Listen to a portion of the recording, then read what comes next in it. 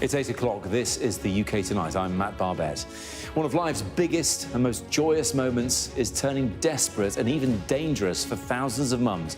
The damning verdict on the state of maternity services in the UK.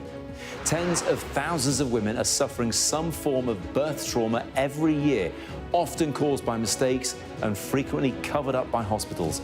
Their stories are truly harrowing. Coming up, we'll go through today's report and the picture it paints of maternity services in this country. And we'll hear what the government says it's going to do about it. Also tonight, a new role for Prince William at his brother's old unit. The King hands over the role of Colonel-in-Chief of the Army Air Corps to the Prince of Wales. Prince Harry flew in the unit's Apache helicopters in Afghanistan. Plus, is it even safe to enter the water? I'll be speaking to a campaigner in West Yorkshire after the government named dozens of new wild swimming spots in England. And Manchester City boss Pep Guardiola speaks to our sports presenter Jackie Beltrao as the Premier League title race goes right down to the wire. Yeah, when the competition or yourself, your work on opponents or whatever, give you the chance to do something anyone has done. So, yeah, we're going to take it. All that and more coming up here on the UK Tonight.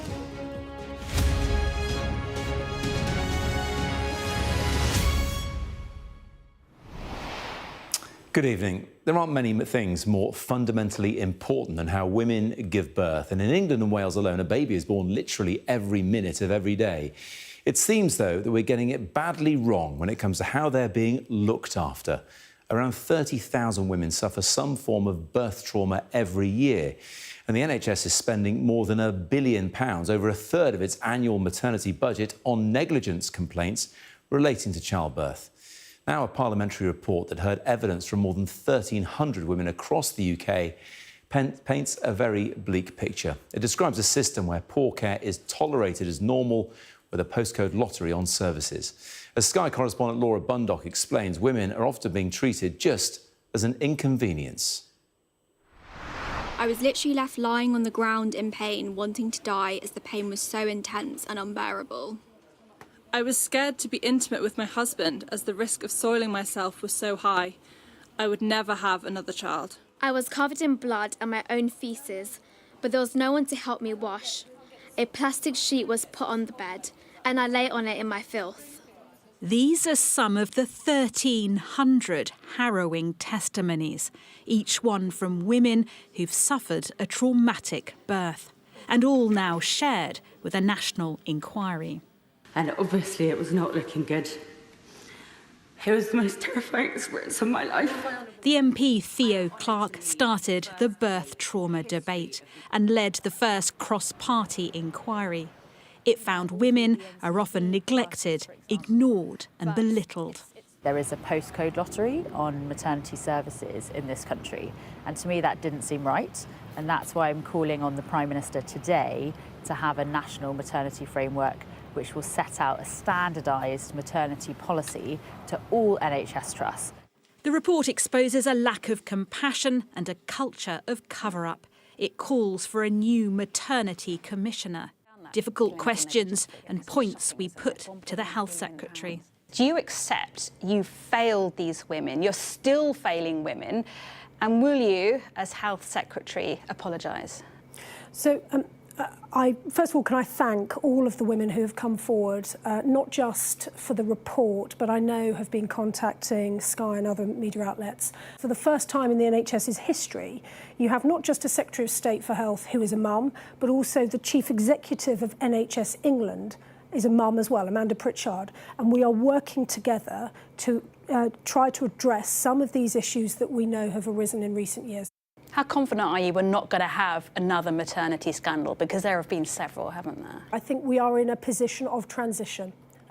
So the reason that NHS England brought forward its 3-year plan is because NHS England itself acknowledges it's going to take time to make all of these changes across the country. Those changes too late for those who shared stories with the inquiry. I think we all know that there are a lot of areas where things could be better and things could be improved. But I don't think until this point there's been a real understanding and awareness of just how prevalent it is and how many women suffer from birth trauma. There is now greater awareness and political engagement, but for those pushing for change, the progress so far is simply too slow. Laura Bundock, Sky News. Well, this report sets out the ways that women are being failed at every stage of maternity care. And tonight we're going to explore how the problems could be fixed. Laura Bundock is back with me here in the studio, as well as Fiona Greenhow. Fiona's daughter Holly was starved of oxygen during birth and later diagnosed with cerebral palsy as a result. She was awarded damages that will total more than £15 million by the NHS. We're also joined down the line by Lillyin Morrison, midwife and birth trauma specialist, and Labour MP Belle Ribeiro Addy. She's the vice chair of the all-party parliamentary group on birth trauma, which published this report, and she's the chair of the all-party parliamentary group on black maternal health as well. Thank you all for joining me this evening. Lillyin, I'd like to come to you first because you've seen it from both perspectives, being a health professional as a midwife and a mum too, and you experienced birth trauma yourself. Yeah, I'd like to kind of start this. For those viewing this, it can be really difficult to hear about traumatic experiences. And so please do take this as a trigger warning for what you might hear and just protect yourselves first and foremost. For me, as someone who works in birth trauma, now privately, I feel that I have a kind of unique perspective, having lived it, but also having the knowledge of hearing those experiences day in, day out. I think that there is an element of too little, too late, but that doesn't mean that changes aren't essential. I think sometimes when we say it's too little, too late, we can think, well, just give up, but we can't give up. We can't give up for those who want to go on to have more children, for those who are recovering despite the fact that they may never have more children. So it's important that we make these changes and we make them faster than we have been. Belle, let me come to you next, and I appreciate you may have to leave us to vote this evening. You've been through pregnancy yourself. You had issues with preeclampsia.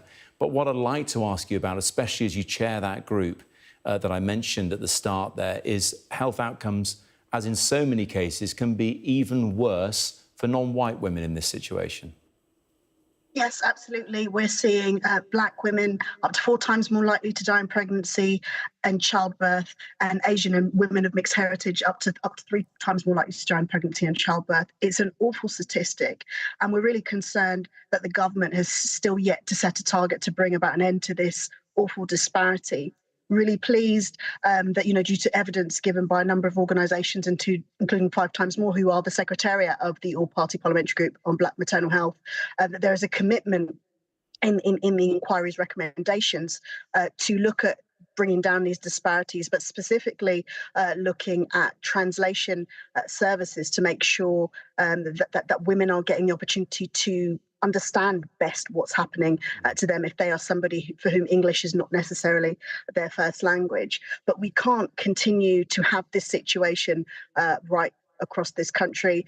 We are meant to be one of the safest places to give birth, and we are, but as the 6th largest economy in the world, we cannot have the standard of maternity care that we currently have. It's absolutely unacceptable that in a country of this standing, we're seeing such a decline. And a lot of that has to do with a number of things, including, really huge issues in terms of staffing.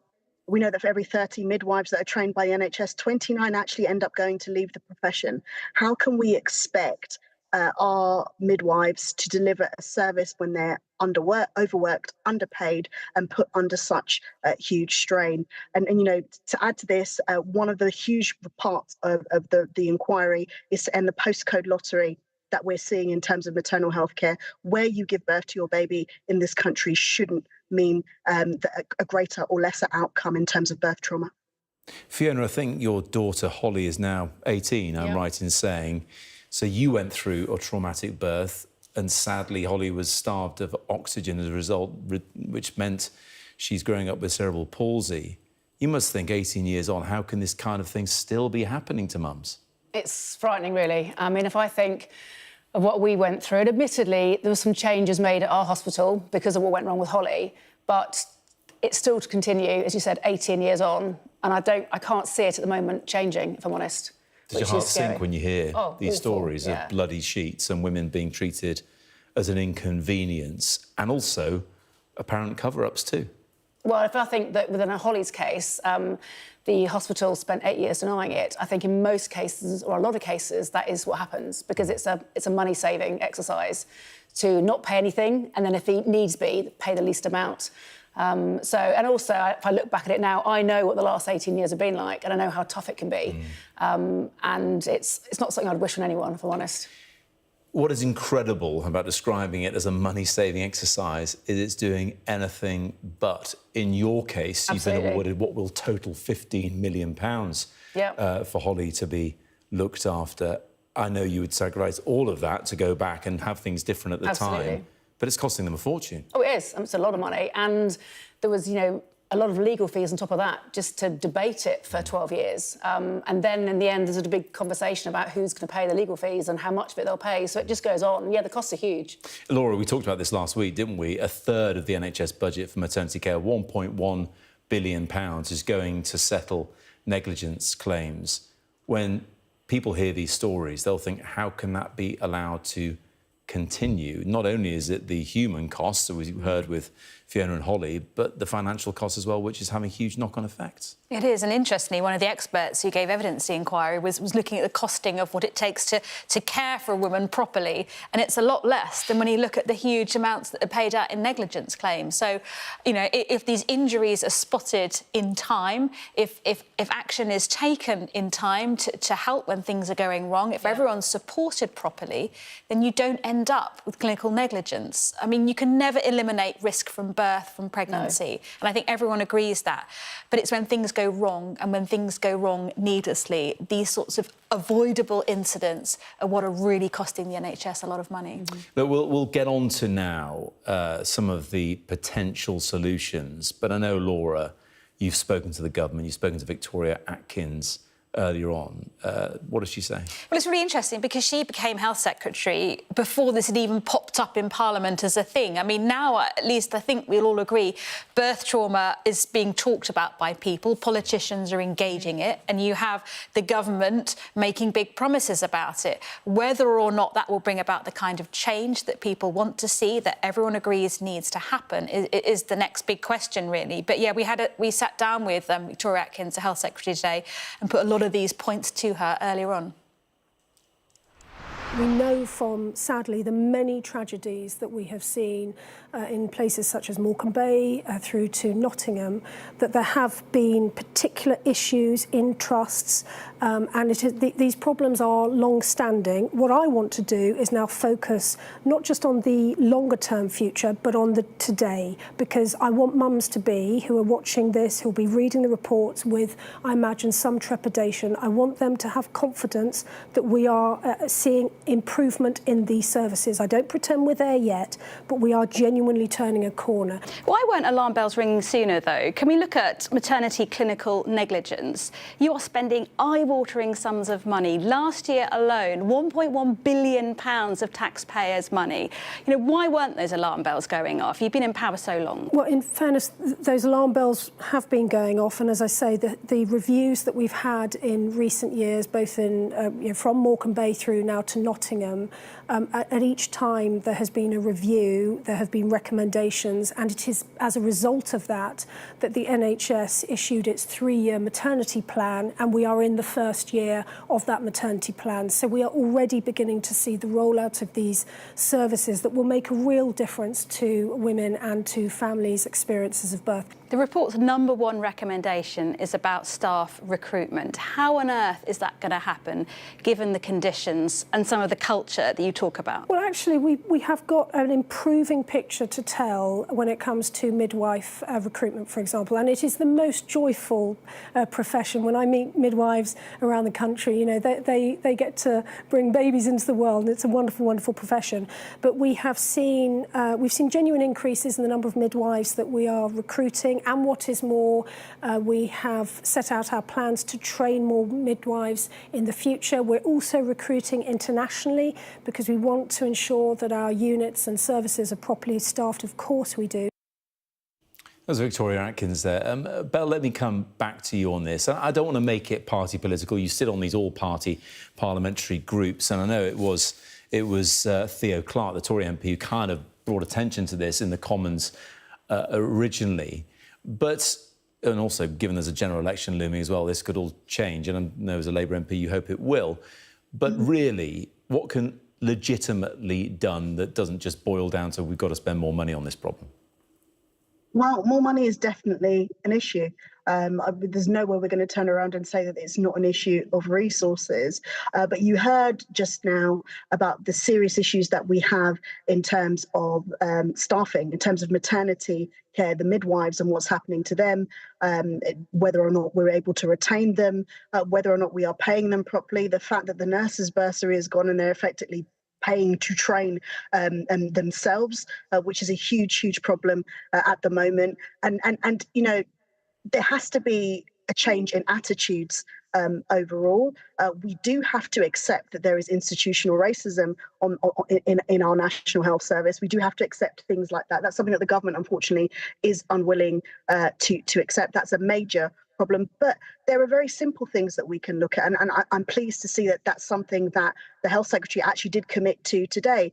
Did you know that before now we had a number of different documents which related to maternal health care circulating in the NHS? There was not one standard document giving us a standard of care. And we now have the commitment, something that the inquiry asked for that to happen. We're never going to standardise care, make sure that we end this postcode lottery and make sure that, you know, all of the elements that have been brought up by this inquiry are being taken as they should be in every single hospital in the country if we don't have one standardised document. I mean, in a country the size of ours, the fact that there can still be postcode lotteries in all sorts of ways, but especially maternity care, it seems to beg a belief. It's not that big a place, surely, to have a standard across England and Wales, and given that Scotland and Northern Ireland have devolved healthcare arrangements. No, I don't think it should be an issue. But, you know, what we find time and time again, when it comes to any issue that involves women, it's always a situation where the resources and the care are never good enough. And the reality is that is the situation here. If men were having babies, if men were suffering through the pain that many women are going through when it comes to giving birth and many of the things that happen afterwards, I do not believe we would find ourselves in the situation that we currently do. So we do need to look at institutional discrimination in these cases, be it racial or be it the fact that women are clearly being treated in a certain way. And we do need to do more in terms of our maternal health care. We are, as I said again, the 6th largest economy in the world. There is absolutely no reason why women should be suffering trauma in this way. Great point, and I'm certainly not going to disagree given current company, I'll give you that. Lillyin, let me come back to you, because you have been a midwife. I know you work professionally now, and I know you support a lot of women who are going through childbirth, and also if they're coming out of the other side and having experienced trauma. What would you do from a midwife's perspective? Because Victoria Atkins saying it's a wonderful job, there are those moments of joy. Of course there are. But you speak to midwives. I know you're sort of nodding, you're sort of shaking your head a bit there. You speak to midwives anecdotally, and they say it's a terrible situation. As much as they love the job, it's taking its toll on them too. Yes, I think midwifery as a profession has this kind of romantic cast over it, with things such as, you know, they deliver babies. And even that, the language around that is like, no, the women deliver babies, they birth babies, and the midwives support them. And I think actually they're not being given enough resources, enough affirmation, and that often comes in monetary form. They are not given that, but also they are expected to work within lots of bureaucracy, and that is difficult in itself when attempting to respond to individual needs. What we are seeing is, yes, a postcode lottery, but also a real lack of individualised care that is then corrupted by the culture within maternity services, which infantilises women, which shows bias and racism towards women, and which also is not centering them in their experiences. For me, as someone who runs private birth reflections, which have an element of impartiality, which is lacking within the hospital setting, because obviously what we find is a lot of these things are to prevent litigation. is that women are very comfortably telling me that actually they aren't being listened to, they aren't being supported, they are being gaslit. And the culture generally, so it's not just one person, this is a systemic issue. The culture is that actually they kind of don't matter. And the narrative around the healthy baby is what is dominant. But actually, we know that without a healthy mother, how healthy can that baby be? It's so important to not only prioritize the healthy mother, but to prioritize the healthy partner, the other parent, or whoever's supporting them. I see fathers and other partners who are not being considered at all, who have traumas that affect them in their day-to-day lives, and they are given not a look in. And this is something that we know can affect the child, the relationship, the structure, and the mental health of both parties. But it's true, isn't it? In recent years, certainly in the past decade, pregnancies have just got more complicated. There are more C-sections. There are often more people in the delivery room. We're talking about doulas coming in and people wanting to bring more members of the family and that kind of thing. It's not as, in some ways, it's fair to say it's not as straightforward as it used to be. Yeah, we could say it's not as straightforward, but again, that then puts the onus on the person that perhaps is suffering the birth trauma, as it could potentially be their fault for being more complex. As someone who trained as a midwife, we are trained in complexities. We work with obstetric teams, we work with people who are very much qualified to support the changing needs of the people of this country. So in order to say, oh, well, actually, everything's a little bit more complex is a gaslighting tool, because it's saying, well, actually, you were just too complicated, so it was a bit inevitable that you might have something a bit traumatic. Whereas actually, it's, if we go back to that need for individualized care, it's saying, well, this is a complex case, and we are going to treat it with people who understand the complexities of this case and ensure that you are still getting the individualized care that you are worthy of. Fiona, let me ask you, given your experiences of the time, I mean, I'm sure you'd like lots of things to have changed in the meantime, but anything in particular that could make it better for mums going into hospital to have babies now? I think if I was to feel more confident, to be honest. So I had complete trust in the medical team that whatever they suggested was the right thing. And I went along with that. Maybe that was naive at the time. I just felt they would know more than I did. And unfortunately, some bad decisions were made. And even at the end, I remember them saying to me at that point, it was time to go for an emergency cesarean. You need to move off that, get on the table. And I said, I can't move. I've had an epidural. I can't move. And then just endless stuff, really. So I just think you need to feel that you will make the right decision because you have the right information available to you. And the time's there as other people. Yes, and no one knows your body like you know your body. And some of the testimony that's coming up is women knew there was something wrong. Yep. But as Lillyin said, they were sort of being gaslighted into thinking there wasn't. Well, I remember I had my uterus actually ruptured. And then they're saying, well, how come you didn't feel the pain? I'm like, well, I've just had an epidural. Yes. So it's almost sort of put back on me, how come I didn't realise? But I guess that's part of the process, isn't it, to try and push back?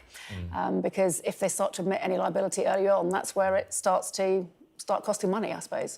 Laura, let's just finish off on this. Of course, Victoria Atkins says she wants to do something about this. As I mentioned there to Belle, clearly there's a general election looming, but there does seem to be an element of consensus, given these all-party parliamentary groups talking about it, that things have to change. Yeah, I mean, I think someone today described it as there's a real bipartisan spirit about this, but it is very much a political issue as well. And I think it's all very well to say we're only 1 year into a 3-year strategy, but I think speak to anyone who's been involved in those inquiries into severe failings at different maternity units where we've had big scandals.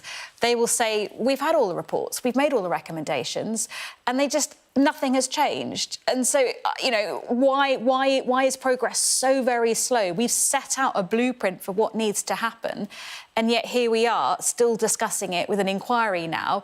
But is it going to have the teeth to bring about the change that so many people have been asking for so long?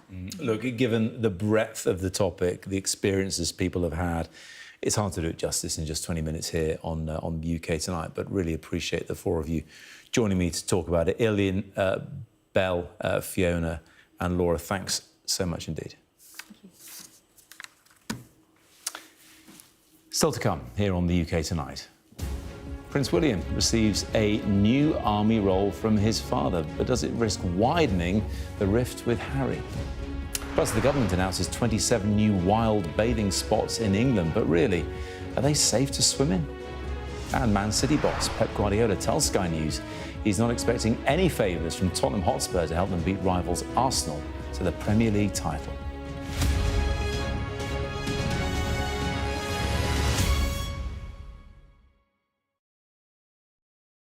I'm Dominic Waghorn, Sky's International Affairs Editor, covering a world that seems to be unravelling.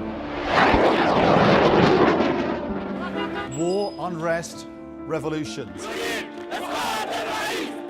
It's not his country, it's ours, and we're going to take it back. They have succeeded for the first time in their country's history in removing a leader from power. Now, freedom! There was fighting here, but there's clearly now a lull, and they're using it to bring up more ammunition. We take you to the heart of the stories that shape our world. This is a mass exodus in which Russia is hemorrhaging some of its brightest and its best. According to the local weather channel, there have been more than 2,500 lightning strikes, torrential rain and flash flooding, all on top of this week's lethal tornado. What stays with you most in this job is some of the people you meet. Would you like to take the opportunity, Mr. President, on Sky News to invite Barack Obama to come here? Mr. Trump, are you running for president? Can you confirm it? We're going to take a look, a very serious look. On that day, we saw your fighters killing women, killing children. Was that a mistake? Did you go too far? You couldn't control your fighters? Stas, what do you think the Russians wanted to do with the children? They're just boosting demographics by stealing young people. The full force of the state is being used to crush any protest. It's half an hour now past the deadline that Hamas issued with its ultimatum to the people of Ashkelon, and we've now seen a third barrage of rockets coming in. Another alarm. The mood here is jittery and nervous.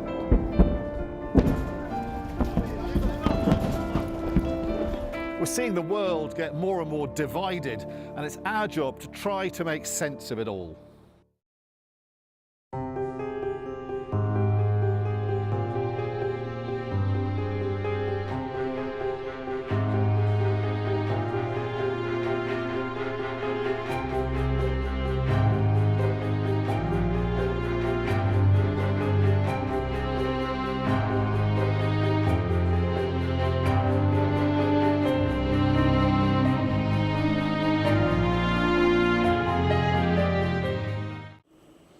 Now, there was something of a passing of the baton in the royal family today as the King handed over a prestigious military role to the Prince of Wales.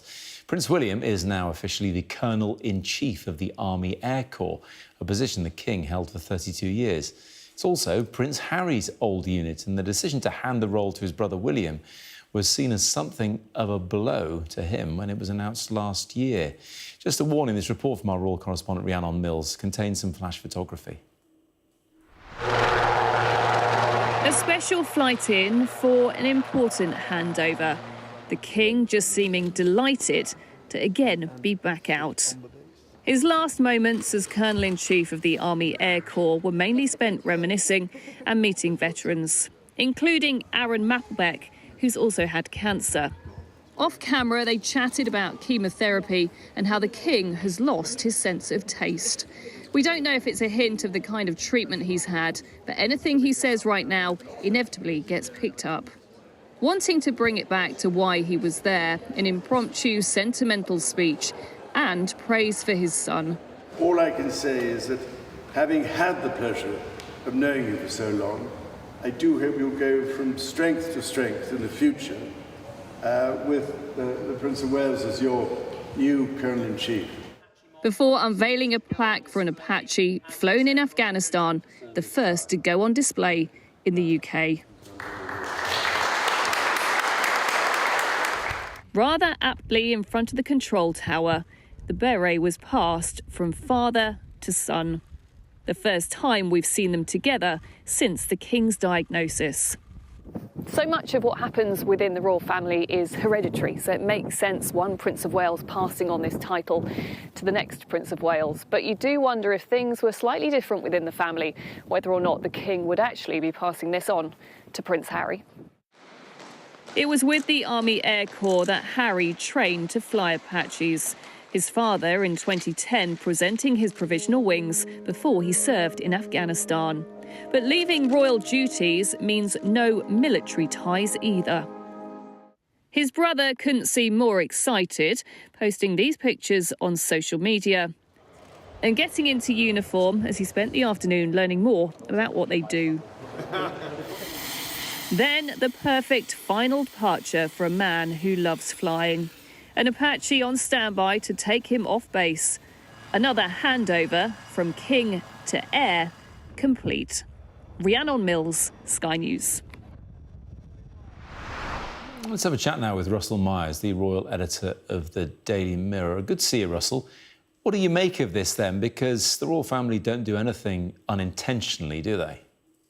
No, good evening, Matt. Well, it's an interesting dynamic, isn't it? Because, lots have been made of Prince Harry's, of his former service in the armed forces, the squadron that we were witnessing today, 662 Squadron, was the unit that Prince Harry served in Afghanistan with, and now his brother taking over as Colonel-in-Chief. And, I think we've seen over the last few months and weeks even with Prince Harry over in Nigeria doing a sort of quasi-royal tour. It's a sort of a sense of what could have been if Harry and Meghan had stayed within the family. But certainly good to see the King back in action today. And as he said himself, he hopes that the squadron will go from strength to strength with Prince William at the helm. Yeah, I agree. It's good to see him out there and doing something together as well, which it's been quite a while since we've seen them doing something like this in tandem. Well, it has. Way back in 2022, they had their last joint engagement. It's par for the course at the moment, I think, because the slimmed-down monarchy is looking a bit threadbare. We've had the King, of course, out of action for several months after his cancer diagnosis. The Princess of Wales is taking a leave of absence with her own cancer treatment. And maybe this is something that the royals may choose to do in the future, a bit more combination between them at engagements. And again, I think there is a sense of sadness on one point, because if Harry was back in the fold, if he continued to be in the fold and hadn't left in a sort of a blaze of glory as he did a few years ago, then it could have all been so different and we could have been witnessing very, very different scenes today. Well, look, if schedules were different last week, Russell, maybe they could have had a chat about it. But sadly, they didn't get together when Harry was in London for the Invictus situation. Well, indeed. I mean, Harry did see his father just for 30 minutes back in February when the King's cancer diagnosis was announced. And there was no such meeting last week when Harry was over in the UK to celebrate the 10-year anniversary of Invictus Games, which is an incredible achievement for him. And quite sad that no member of the royal family were there to sort of partake in those celebrations. And there's been a lot of fractiousness within this family, and it doesn't look like it's going to go away anytime soon because of the relationship between Harry, his father, his brother, and the rest of the family, unfortunately. But look, as you alluded to there with the trip to Nigeria for Invictus as well, does it really matter to Harry and Meghan? Like you said, it looked like a quasi-royal tour. If you didn't know otherwise, you just say it's a royal tour. Well, it was an all but name, I think, because, I've covered a fair few of these over the years, and you'd be looking at the checklist of sort of arrivals, outfits, state governor welcomes. It had everything that a royal tour should have. And, for Harry and Meghan, they are still keeping this association with the royal family. It's incredibly important to them, I think, to be seen as still members of the monarchy, even though they have chosen to forge a different path. But, they are very, very much moving in a different direction. The royal family are trying to sort of steady the ship with both the King and Princess of Wales being out of action recently. So, even though they are going in different directions, there's still the question that remains, would Harry and Meghan ever come back into the fold if things were different? Never say never, as they say. No, I think we need to finish on that serious business of Prince William out there. Well, of course, his wife is having treatment for cancer. But at the same time, he's there with his dad, who's having treatment for cancer as well. And we got another little bit of an insight into how it's going for him. He's not speaking to us in the press about the situation, His Majesty, but he did say to someone when he was out and about today that he'd experienced a loss of, I think, smell and taste because The person he was talking to had had cancer treatment and had the same thing.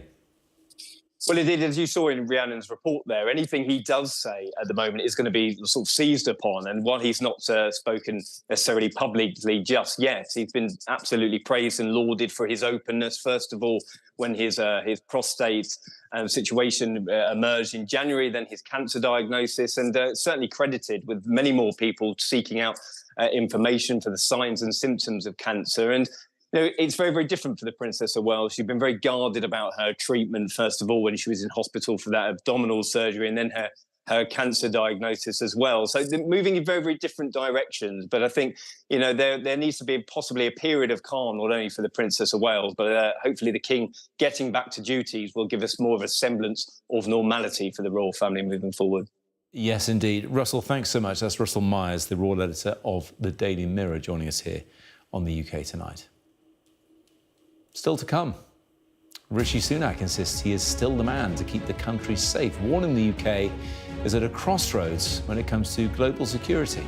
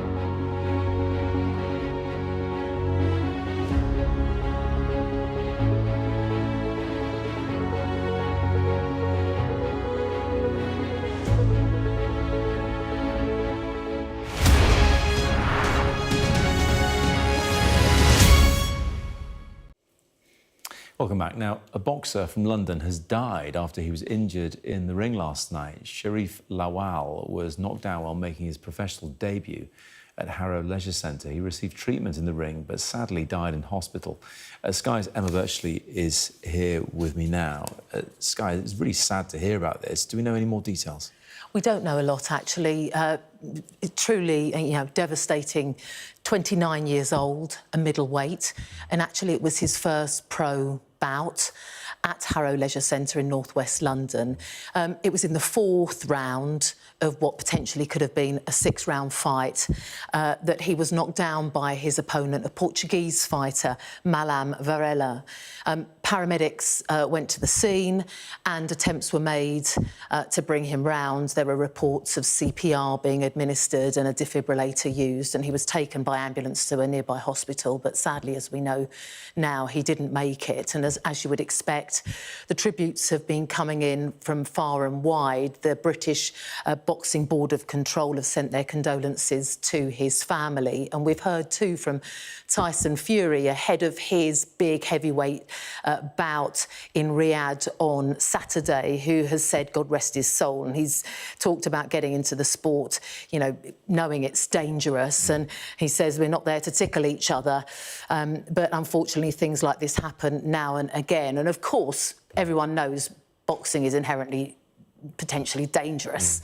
But that doesn't reduce the shock and thoughts very much with his family and friends.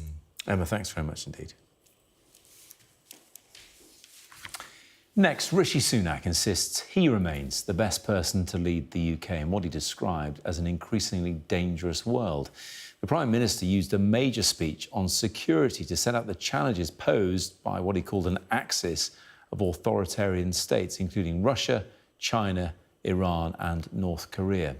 With the Russians making advances in Ukraine, as well as the ongoing situation in the Middle East, Sunak said the UK now stands at a crossroads. Our deputy political correspondent, Sam Coates, has more. Hi, Dean. Hi, Prime Minister. Rishi Sunak today pitching his big argument for the next election. The country cannot risk change, militarily, economically, or politically. I'm convinced that the next few years will be some of the most dangerous, yet the most transformational that our country has ever known. Who has the clear plan and bold ideas to deliver a secure future for you and your family? The Prime Minister painted a grim picture of a world filled with threats of every kind. Russia, Iran, China, Hamas, gender activists, Scottish nationalists. Labour, he said, was more focused on the chaos of the Liz Truss era than what's to come. It wasn't all doom and gloom. His reasons for optimism spanned from AI tech to football kits, a very wide-ranging speech with one big campaign message. You can trust me to keep you and your family safe and secure from the threats we face at home and abroad. Because with bold action and a clear plan, we can and we will create a secure future. The 30-minute speech contained no new policy, but the Prime Minister has already pledged to raise defence spending to 2.5% of national income by 2030, and his party desperately needs the political credit to escape tanking at the polls. Rishi Sunak presented the prospect of a Keir Starmer victory as a boost for Vladimir Putin. This is going to be the tone of the general election campaign for weeks and months to come. Now, the Tories have used fear to beat Labour opponents in the past, but will it work this time for a Prime Minister who sometimes seems to struggle to catch a break? Part of his flagship Rwanda policy today blocked by a court in Northern Ireland. The DUP now fear migrants will head there in future, safe from deportation. Didn't know a mayoral election could be quite as exciting as it was. In Wolverhampton, Keir Starmer gathering his new team of election-winning mayors. Labour would scrap the Rwanda policy. Its leader says security is his first priority. Prime Minister today has made a speech. I think it's his 7th reset in 18 months. And we can't afford another 5 years of this government's chaos and division, because there's a cost to that. Both of these men want to be the one that you trust with the nation's security. But study them closely. If they look and sound the same on this, will anyone be convinced that they're that different? Sam Coates, Sky News, Westminster. Our deputy political editor there, still to come here on the UK Tonight. The government announces 27 new wild bathing spots in England. But are they really safe to swim in? Plus, Man City boss Pep Guardiola tells Sky News he's not expecting any favours from Tottenham to help beat rivals Arsenal to the title.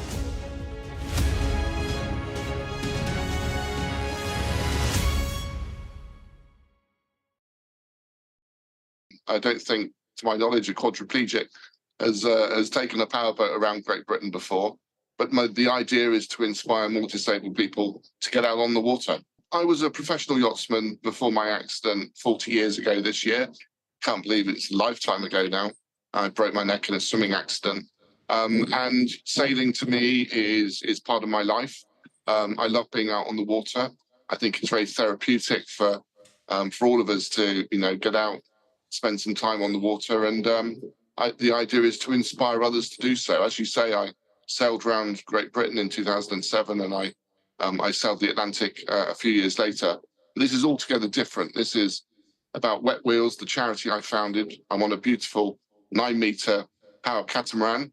We have 8 of these around the country now, taking more than 10,000 people a year. And the idea is to help raise awareness and raise money to buy another 4 of them. We start here at 10 o'clock this morning from Tower Bridge. HMS President, Lord Mayor of London, Michael Manelli, is coming to wave me off. And then we head clockwise round to Dover, along the south coast, Portsmouth, Falmouth, and then up to Wales, Northern Ireland, then hopefully up around the top of Scotland. And all things being well, we should be back, crikey, 4 or 5 weeks' time. I've told my wife it'll take 3 weeks, so it may take a little bit longer than that. So the nice and easy way is through our Wet Wheels Foundation, wetwheels.org. But if they want to find out more about this particular challenge on Wet Wheels, then we have a website called finishingthedream.co.uk, and people can go along there and donate and help support us and see where we are. We have a tracker. I think it's important to mention that my injury is I'm paralysed from the chest down. I can't move my fingers, so I'm sat right now in a big powered electric wheelchair. And these boats are designed to take disabled people. I go up under a ramp and I can steer the boat even with my disability. So it is genuinely a challenge. For me physically, it's going to be difficult. 1,500 miles at sea, some quite big seas, being pounded and the impact it's going to take on my body. But we're expecting to stop in about 18 to 20 places, and we have a road crew following us. Coming up, the government designates dozens of new wild swimming locations in England, but just saying you can swim somewhere doesn't necessarily make it safe to do so, does it? We'll be discussing that in a bit. But tomorrow, Tottenham take on Manchester City in the tricky position of knowing a win or a draw could potentially gift their North London rivals Arsenal the Premier League title. But City's boss, Pep Guardiola, doesn't expect Spurs to go easy on his side, especially with Champions League qualification still at stake for them. He's been speaking to Sky's Jackie Beltrao. The City's record at the Tottenham Hotspur Stadium is not good. Do you have to address that with the players? Is that a factor? Jackie, you are so kind. When you say it's not good, it's really bad. Yeah, I have a different mindset opinion on that. I said, okay, so to win the 4 Premier League in a row, you have to do something exceptional. And never before we were able to win the Premier League there. This is the time. This is the time to do it. But if Spurs take points off you, that helps Arsenal, their bitter rivals, maybe win the title. Have you ever known a team not to want to win a match? I give you an advice. I said in a press conference, don't ask this question to Ange and to his players. Don't do it. I won't, but I'm asking you though. Don't do it, because they will be offended.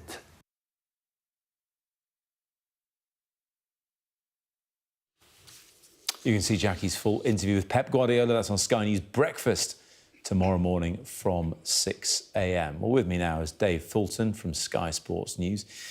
Listen, it's a funny situation, isn't it? You get all the way through the season and something like this crops up, and the fans might not want to do Arsenal a favour, but Spurs players are going to be too professional. And certainly for the fans, it's a win-win, isn't it? Either they beat City and do well, or they lose and then go, well, at least Arsenal can't win the title.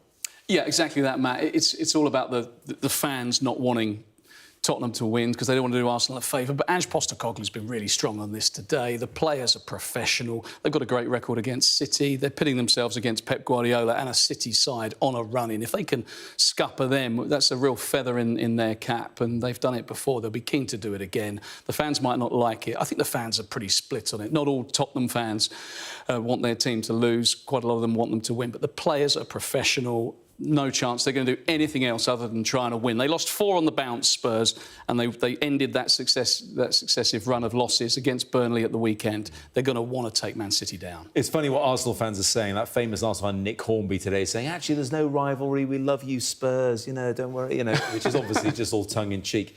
The fact remains that City don't have a particularly great record going to Tottenham. It's as bad a record as they've got against anyone. I mean, the last 4 seasons in the Premier League, they've lost all 4. They haven't scored a goal. 2-0 defeats, followed by 2 1-0 defeats. Heung-min Son scored in 3 of those games. Harry Kane scored against them. He's gone, but Son very much there.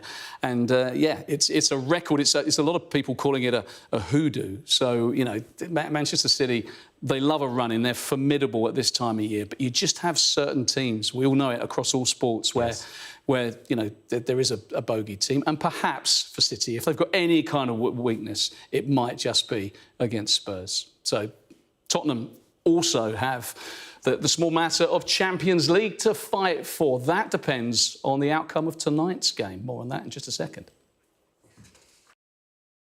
This Sky News Sports Bulletin is brought to you by Vitality. Getting more people more active. Live life with Vitality.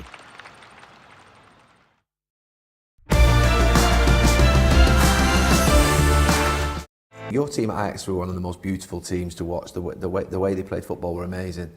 But you said you couldn't play that style here. No. And it always interested me that, thinking about... Because when Louis van Gaal came to Manchester United, he played a style that was, I would say, very Ajax, Barcelona style. Why could you not bring that style here? Why did you feel like you couldn't play the style in terms of the same style?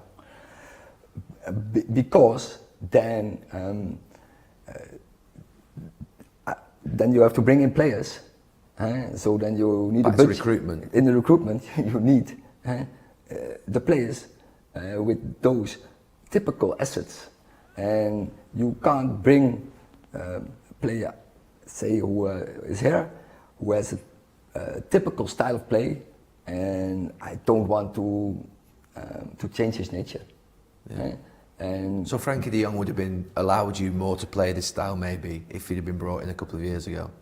That would have been Frankie de Jong and Casemiro, and they would really be connected with each other, and they would be really complementary with each other. This Sky News Sports Bulletin is brought to you by Vitality. Thanks to Dave there. Now, the government has designated 27 new wild swimming sites across England. But of course, just because somewhere's been named as an official bathing spot doesn't necessarily mean it's safe to swim there, does it? The Environmental Agency will be responsible for testing the water. And last year, 96% of England's designated wild swimming sites met the minimum standard for water quality, but 18 areas were classified as just too poor to bathe in. We can have a word now with Charlotte Simons, a senior project manager at the Yorkshire Dales River Trust. Good to see you. What do you make of this? Because we're constantly hearing that certainly our rivers are not clean enough for the most part. Only about 13% are. And our seas, too, are also suffering from those sewage overflows that water companies keep relying on. So what do you make of this? Well, there's 2 elements to consider, really. The first one is that water quality, when you're talking about 30%, 13% being not in good quality, that's actually down to a different level. That's looking at nutrients as a different type of pollution. From my point of view, looking at the river bathing work, it's good that we've got these designations. People are actually using the rivers. They're already swimming there. And so it's right that we should be measuring to check that they're good places to be swimming in and to be checking the bacterial levels relating to public health.